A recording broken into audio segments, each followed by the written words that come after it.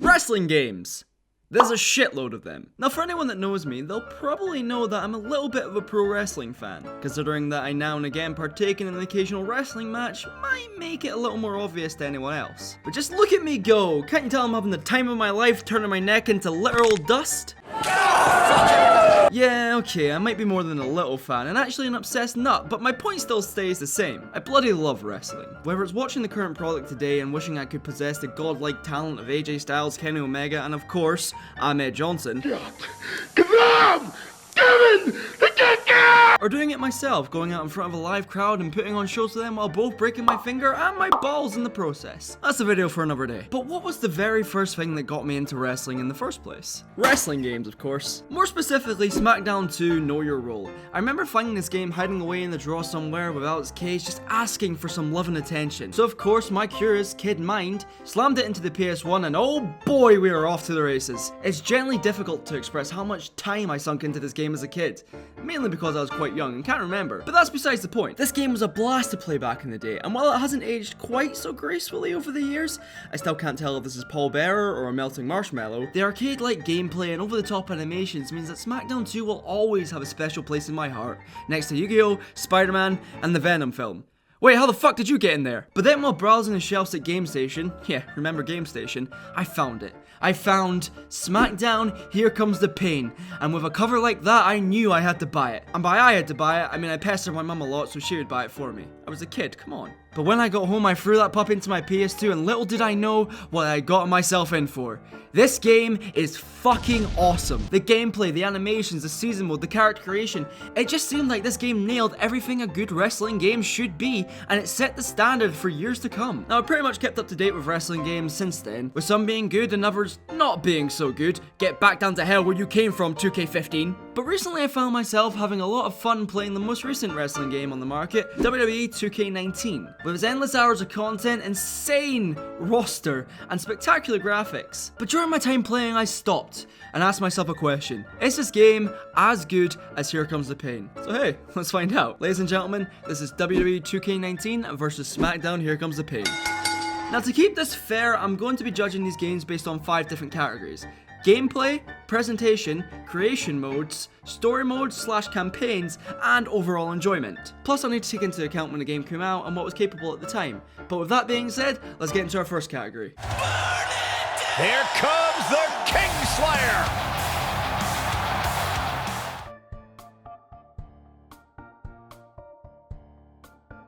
Starting off with Here Comes the Pain, the gameplay is incredibly arcade-like, and by that I mean it's like you're playing an old school beat 'em up with you hitting the eye with a big move and them literally getting up not even a split second later, acting like they're the Legion of Doom or something.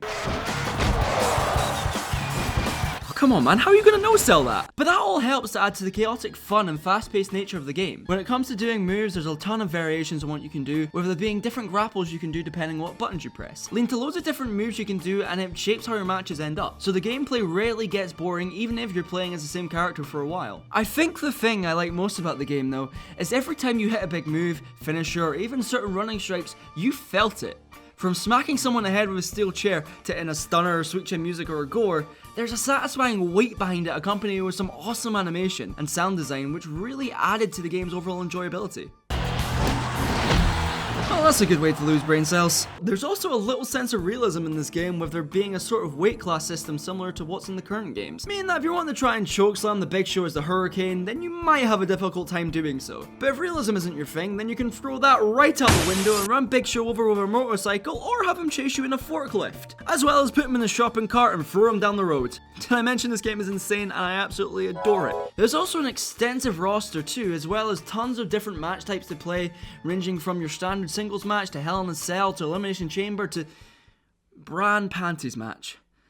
Oh boy, this doesn't age well, did it? My point being, there's a lot to do in this game. As much as I do like this game, there's a few things that ever so slightly annoy me. The main thing being the amount of fucking button mashing you have to do. Getting pinned? You better mash the fuck out your controller. In a submission, the game doesn't care if your fingers are blistered, you better keep mashing that bloody button. But besides my few nitpicks here and there, the gameplay is really solid, even by today's standards. Now as for WWE 2K19, it is a lot more focused on giving you the most realistic wrestling experience you possibly can without getting in the ring. There's a lot more balance to the game, with it taking taking a lot longer for you to get up from big moves depending on how much damage you have. And things like animation, lighting, and sound design have all been overhauled to look as real as possible, taking away all the blister-inducing button mashing and replacing it with mini games instead. Bigger moves will do more damage, and with the new star system, you actually have an incentive to do more in your matches to gain that oh so precious 5-star classic. But if it's Meltzer rating it, then good luck with that. There's also a lot more things you need to think about, like making sure you have enough reversals, your stamina isn't too low, checking your health constantly like a nervous wreck, building up momentum to get a finish, and I'm probably still missing out stuff here, but the video's long enough as it is. There's a lot of new content that have been added too over the years, which kind of replaces the wacky stuff in the older games,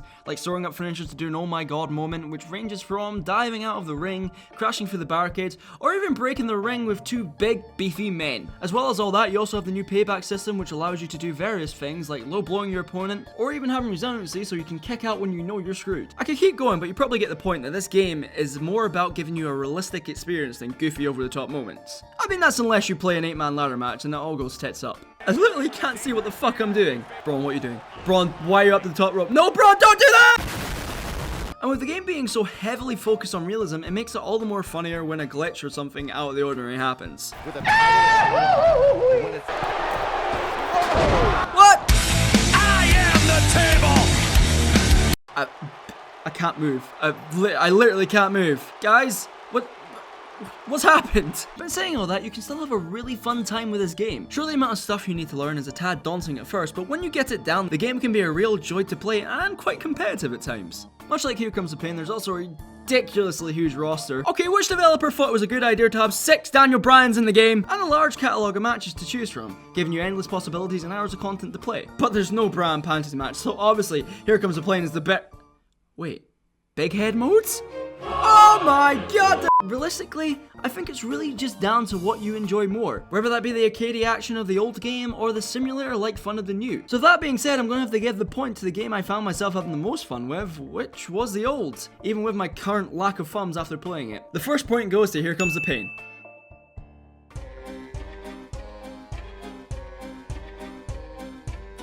But what's any good game without some snazzy graphics? Now, Here Comes the Pain does boast some great graphics for its time, but yeah, okay, the new one wins. 2K19 is by far one of the best looking wrestling games to date. Almost every wrestler looked exactly like their real life counterpart, with a few exceptions like Tyler Bate. Why does he look like a depressed 50-year-old? Entrances look as good as the real thing, with characters like Finn Balor, Aleister Black, and Shinsuke Nakamura being exceptional highlights to that, with the new lighting engine being shown off in full. Even the small details on championship belts and having different title match introductions depending on what brand you're on really adds to the game. And while there's something to be said about Here Comes the Pain and what it managed to accomplish given that it came out 10 years ago and still looks pretty good, but it just can't compare to 2K19 visually. And as well as having some frankly strange character models. What is wrong with Austin's mouth? Point goes to 2K19.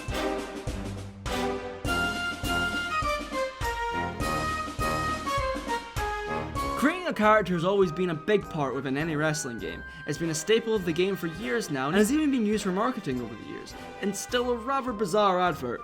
Who's this? Morning, Josh. Made your favorite. FBI, open up! Now, Here Comes the Pain boasts an absolutely ridiculous amount of customization given the time it came out, and it's even better than a lot of newer wrestling games out there too. Look at you, 2K15, you flaming pile of garbage! It's generally quite impressive how much THQ managed to cram into this game. Like, you can even create your own animation in the game and make your custom wrestler really stand out, or if you're like me, you'll create something like this. Mwah! Beautiful. But in saying that, it's hard not to take into account the advancements in technology since this game came out, making a lot of creations look a little dated by comparison. But you can give your wrestler a moveset filled with neck-breaking moves, so you know, that's something. I'm not saying the customization in this game is bad, far from it. There's a large variety of things to create and have fun with, but I still don't think it can match 2K19.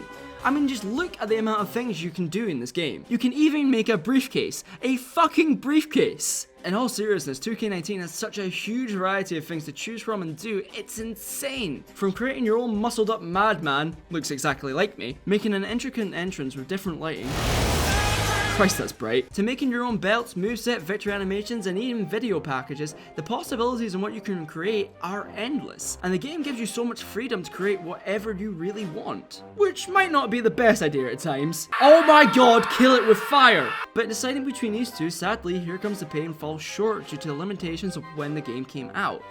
Another point to 2K19.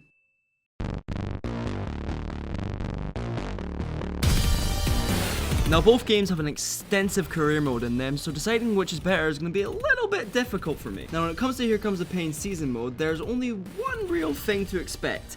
Absolute insanity. I mean, you start off the game normally enough by picking your own character and the game really questioning your choices.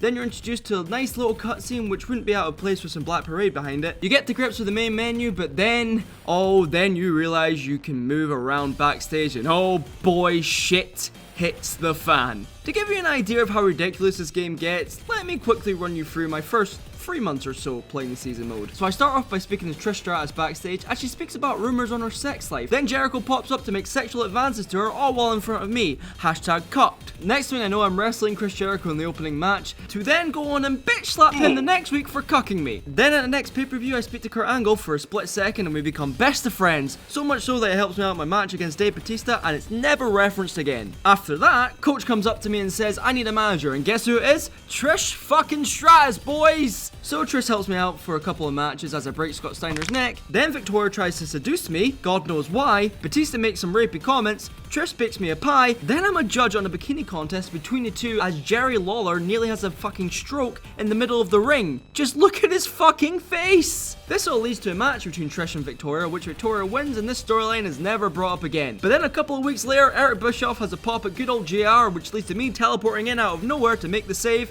which all leads to me versus Eric in a steel cage match at the next pay-per-view. What the f? This season mode is an absolute wrestling fever dream, but it's such a great time nonetheless, with a lot of fun moments. I think what makes it so fun is it's just pure unpredictability. Like, in fairness, the game does start off pretty similar a lot of the time, but the more you get into it, the more it branches off into different narratives. Like, I've played this through a couple of times before, and I've never had the option to go into a storyline with fucking Eric Bischoff. As for 2K19, you have a couple different modes to pick from, like the Daniel Bryan Showcase mode or Universe mode. But in the interest of fairness, I'm only going to be judging this based on the game's career mode. So you create your character from scratch and start off working on the indie scene as most wrestlers do. You get a tryout match on Raw and quickly get signed to WWE, and then proceed to get fired in the space of 5 minutes after getting attacked by this masked dickhead. After that, you decide to work around the indies some more until shoot invading NXT, where is security when you need it, and after that you proceed to make your way through Smackdown and eventually to Raw, all while giving a massive middle finger to Triple H along the way as he throws constant challenges and hurdles in your path. As you can probably tell, 2K19's career is a lot more restrictive than Here Comes the Pain, having you follow a pretty strict path while giving you some choices along the way, which ultimately doesn't really change much in the grand scheme of things. This isn't necessarily a bad thing. In fact, I think this career mode is one of the best features put into the game for a long time, and it's certainly better than 2K15. But if you're looking for something with a lot more freedom, then this might leave you a little bit disappointed. Whereas Here Comes the Pain, the shit you do matters, the choices you make have consequences, and if you lose a match, there's no redo screen. Ultimately, in Here Comes the Pain, you can play however you want to play. But in saying that, I still enjoyed playing 2K19's career mode, with it having a huge variety of cutscenes and more than creative storylines that keep you wanting to see what happens next. I mean, there's some iffy voice acting. It's appropriate my finisher is called the End of Days, because if I get a shot at your US title, you're gonna lose it by the end of the day. Can we get Baron as Oscar, please? But hey, it's fun nonetheless. And for the most part, it was fun building up my character from scratch and giving him different abilities and perks. Well, apart from one tiny, insignificant little detail. Everything is fucking locked! If you want different hair, too bad it's locked. If you want different finger tape, too bad it's locked. If you want fucking back hair, well, too bad it's locked. From moves to entrances, everything apart from a small selection of items is locked.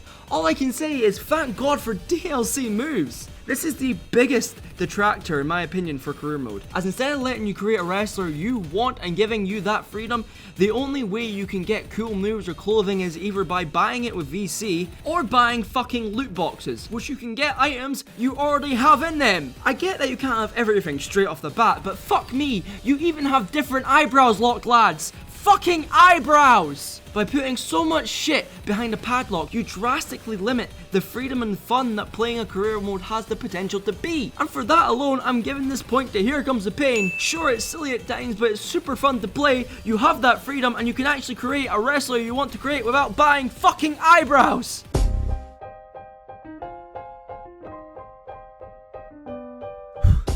Right, I've calmed down. On to overall enjoyment. Before I give my verdict, let me just say I enjoyed playing both these games, for different reasons. 2K19 generally has a lot of good features in it, there's no doubting that. The game looks great, creation is better than ever, and the career mode is fun, besides having half the fucking items locked, but nevertheless. On the other hand, Here Comes the Pain is still a game I will constantly revisit and play, and I think that's what seals it for me here. By that I mean after you finish the career and showcase mode in 2K19, there's no real incentive to go back and play through it again.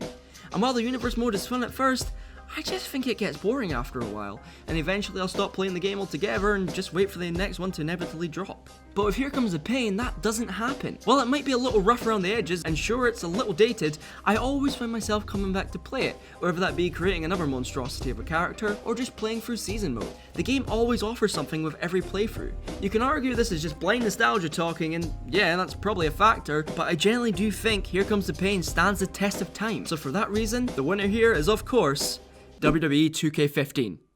Okay, who's been fucking with my script? No, in all seriousness, the winner here is of course Smackdown, Here Comes the Pain. If you guys have enjoyed this video and want to see more which is better type videos in the future, how about you let me know down in the comments.